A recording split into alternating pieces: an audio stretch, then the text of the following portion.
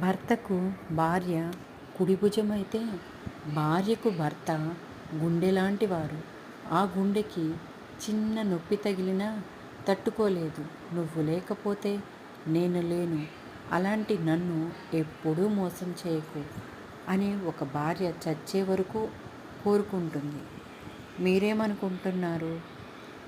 ఇది నిజమే కదా, ఇది నిజం అనుకునే వాళ్ళు లైక్ చేసి సబ్స్క్రైబ్ చేయండి, అలాగే షేర్ కూడా చేయండి.